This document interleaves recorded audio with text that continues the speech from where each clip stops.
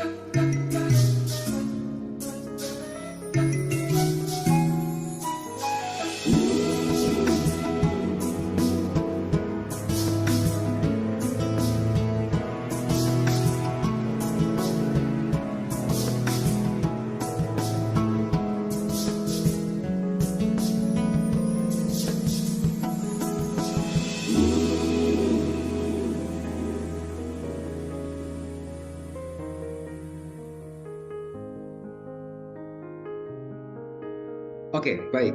Berikut adalah cuplikan video mengenai deskripsi orang bebal dan orang bijak, sehingga kita bisa memiliki gambaran terkait dengan orang bebal dan orang bijak mengenai cuplikan video tersebut. Dalam presentasi ini, saya membagi dalam beberapa garis besar. Yang pertama, orang bebal dalam kitab Amsal, kemudian orang bijak dalam kitab Amsal, kemudian manfaat orang bijak, korelasinya dengan PAK, kemudian praksis orang bebal, orang bijak, dan PAK, kemudian kesimpulan. Kita lanjut dalam orang bebal. Apa sih orang bebal itu? Orang bebal seringkali diidentifikasi sebagai individu yang memiliki keras kepala, kepala keras, kesulitan menerima konsep baru, dan terbatas dalam pandangan mereka.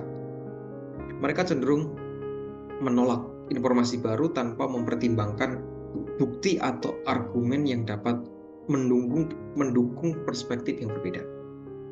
Keberadaan fenomena ini menjadi suatu tantangan dalam upaya membangun masyarakat yang didasarkan pada pengetahuan dan sikap toleransi. Jadi itulah deskripsi mengenai orang bebal. Tetapi menurut Amsal, berdasarkan pengamatan observasi saya terhadap kitab Amsal, orang bebal dideskripsikan menjadi beberapa hal. Yang pertama, orang bebal itu memiliki sikap negatif terhadap hikmat. Kemudian orang bebal itu merugikan orang lain. Dan ada juga akibat dari orang bebal yang dideskripsikan oleh Amsal. Orang bebal itu memiliki sikap negatif terhadap menghina hikmat. Tetapi orang bodoh menghina hikmat dan didikan. Jadi tidak suka dengan hikmat, tidak suka dengan didikan. Seringkali begitu. Kalau kita melihat dalam Amsal 1 ayat 7. Kemudian orang bebal itu acuh terhadap petunjuk atau nasihat. Jadi abai terhadap nasihat. Tidak mau diberikan nasihat. Tidak mau diarahkan, tidak mau dinasihati. Kemudian orang bebal itu membenci kebijaksanaan, tidak suka dengan kebijaksanaan. Kemudian orang bebal itu congkak, sombong, meskipun dia hanya tahu sedikit atau bahkan tidak tahu. Orang bebal itu merugikan orang lain. Merugikan apa? Kalau kita perhatikan dalam Amsal 10 ayat 1, kesedihan melibatkan rasa kecewa dan perasaan bahwa upaya pengajaran dan bimbingan yang diberikan oleh orang tua mungkin tidak mencapai hasil yang diharapkan. Jadi membawa kesedihan kepada orang tua. Orang bebal juga pertengkaran. Ini orang lain. Tadi orang tua, ini juga orang lain juga ya, terkait akibat kebodohan orang bebal itu. Pertengkaran diakibatkan oleh perilaku bodoh, perilaku bebal. Orang bodoh yang kurang memahami kata-kata, dampak kata-kata dan tindakan mereka dapat memicu pertengkaran yang dapat merusak kerukunan dan kesejahteraan masyarakat. Amsal 20 ayat 3. Kemudian membahagiakan masyarakat secara umum, secara universal ya. Seperti tindakan bodoh seperti fitnah, ketidakmampuan untuk belajar, penolakan terhadap kebenaran, tidak dapat menciptakan lingkungan yang sehat, kemudian membahayakan stabilitas masyarakat. Jadi tidak hanya merugikan diri sendiri, tetapi juga merugikan pihak lain. Orang lain juga dirugikan. Kalau kita perhatikan di dalam Amsal 1 ayat 7 tadi sudah saya singgung. Tetapi takut akan Tuhan adalah permulaan pengetahuan, tetapi orang bodoh menghina hikmat dan didikan.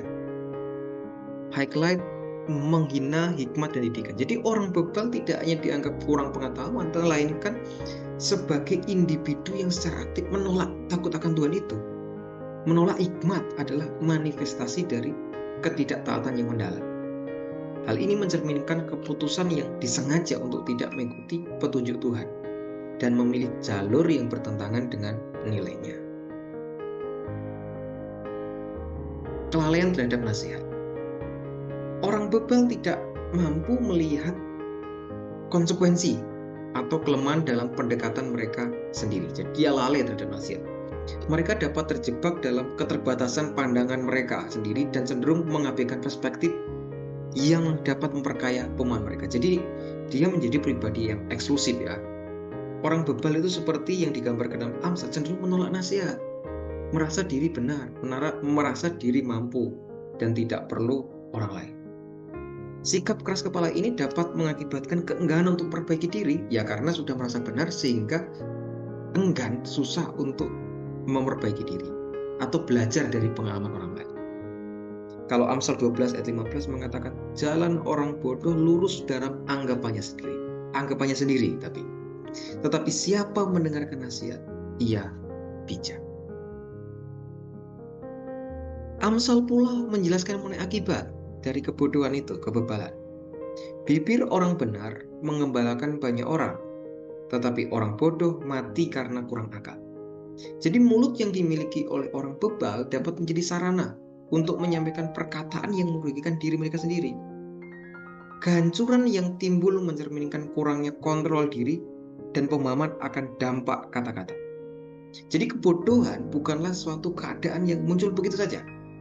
Seringkali ia memiliki keterkaitan erat dengan keengganan untuk belajar. Jadi bodoh karena tidak mau belajar. Bodoh karena tidak mau belajar dari orang lain. Bodoh karena eksklusif. Jadi kebodohan itu adalah akar dari kehancuran yang dihadapi oleh orang bebal. Oleh sebab itu penting untuk pembelajaran seumur hidup sebagai solusi untuk mengatasi kebodohan dan mencegah kehancuran. Pendidikan memiliki peran sentral dalam membentuk kebijaksanaan. Jadi, tetapi orang bodoh itu mati secara wawasan, mati pengetahuannya. Karena apa? Karena kurang akal budi. Karena apa? Kurang belajar. Karena apa? Karena kurang mau belajar dari orang lain, pengalaman orang lain, sehingga dia menjadi pribadi yang eksklusif. Apa itu orang bijak? Dalam kitab Amsal dideskripsikan beberapa hal mengenai orang bijak. Yang pertama, orang bijak itu menjaga hikmat dan pengetahuan. Orang bijak itu didefinisikan menjadi orang yang memiliki keinginan untuk mencari hikmat dan pengetahuan. Jadi ini antitesis dari orang bebal. Orang bebal yang enggan untuk belajar. Tapi kalau orang bijak itu mencari hikmat dan pengetahuan.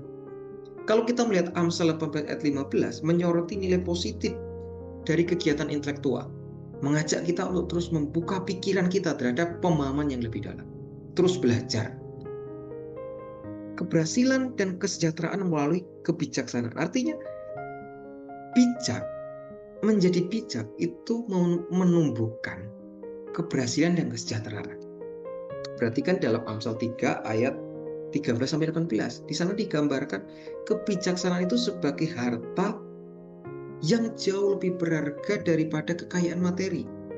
Bahkan sebanding dengan emas dan permata. Artinya begitu berharga kebijaksanaan itu. Fogg menyoroti keterkaitan antara kebijaksanaan, keberhasilan, dan kesejahteraan. Orang bijak itu biasanya mendengarkan hikmat. Amsal 13 ayat 10, di sana dikatakan seperti ini. 13:10. Keangkuhan hanya menimbulkan pertengkaran, tetapi mereka yang mendengarkan nasihat mempunyai hikmat. Jadi orang bijak itu identik dengan mau mendengarkan nasihat. Karena mendengar nasihat itu sebagai sumber daripada kebijaksanaan. Membuka telinga untuk mendengarkan nasihat adalah kunci untuk membedakan antara kebijaksanaan dan kebodohan. Apa manfaat menjadi orang bijak? Ada manfaatnya. Yang pertama, kebahagiaan. Berbahagialah orang yang mendapat hikmat, orang yang memperoleh kepandaian. Jadi orang yang bijak itu berbahagia. Jadi kebijaksanaan itu tidak serta-merta hanya memberikan pengetahuan intelektual secara kognitif, tetapi juga menjadi sumber kebahagiaan dan kepuasan secara batiniah.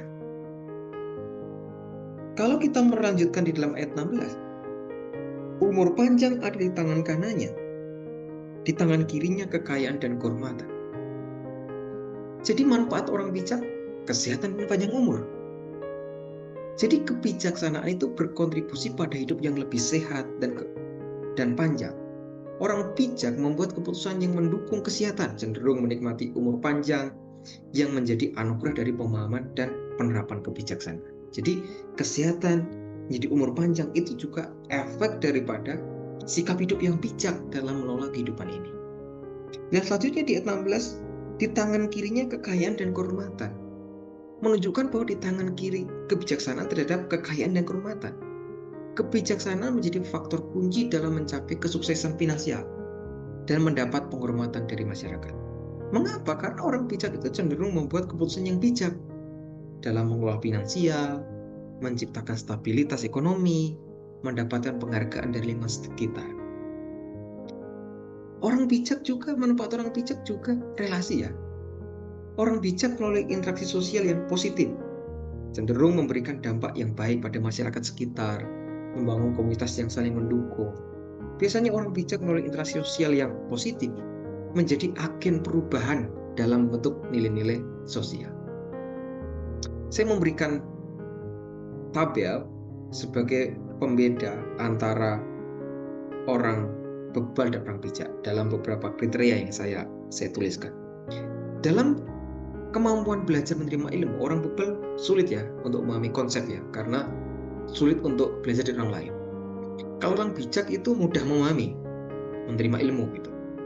Kalau keputusan seringkali membuat keputusan impulsif kalau orang bebal. Kalau orang bijak menganalisis dulu sebelum keputusan, mikir dulu gitu. Kalau orang bebal emosinya mudah terpancing, sedikit-sedikit marah, emosi. Kalau orang bijak mengendalikan emosi dengan baik ya, penguasaan diri. Secara tanggung jawab, orang bebal kurang tanggung jawab. Orang bijak bertanggung jawab dengan tindakan. Dalam konteks hubungan sosial, orang bebal itu sulit bekerja sama dan sulit berkomunikasi dengan orang lain.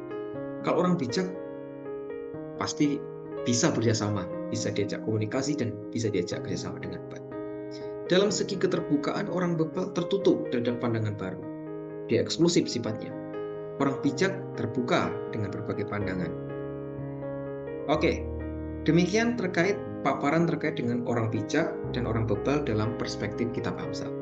Nah, dalam bagian ini, saya berusaha mempraksiskan orang bebal, orang bijak itu dalam korelasinya dengan PAK. Lalu, apa yang harus kita lakukan dalam pendidikan agama Kristen terkait dengan dua orang ini, orang bebal dan orang bijak? Bagi saya, usulan saya pertama mengidentifikasi. Artinya identifikasi individu yang kurang bijak atau yang bebal tadi, supaya didampingi sehingga dia nilai kebebalannya itu semakin diminimalisir supaya dia beranjak menjadi orang yang bijak. Yang kedua, mendorong apa? Mendorong pertumbuhan orang bijak. Yang sudah bijak kita pertahankan dan kita terus tingkatkan supaya dia menjadi pribadi yang akan lebih bijak dan bahkan mempengaruhi orang yang bebal atau kurang bijak tadi supaya menjadi bijak. Yang ketiga, mengintegrasikan. Artinya mengintegrasikan nilai-nilai Kristiani ke dalam setiap mata pelajaran atau mata kuliah sehingga para peserta didik itu dia diperlengkapi dengan baik dengan nilai Kristiani sehingga mereka menjadi pribadi yang bijak dalam setiap laku hidupnya itu. Beberapa usulan lagi praksis ini. Pengajar seharusnya memberikan dukungan ekstra, membimbing mereka untuk memahami nilai-nilai agama lebih dalam dan membuka dialog yang konstruktif. Jadi harus ada bimbingan, terkhusus dalam konteks ini adalah orang bebal tadi perlu dibimbing dialog konstruktif sehingga dia menjadi lebih bijak. Diskusi berbasis proyek, pengalaman spiritual itu dapat membantu mengembangkan pemahaman mendalam dan keterlibatan aktif dalam ajaran agama Kristen.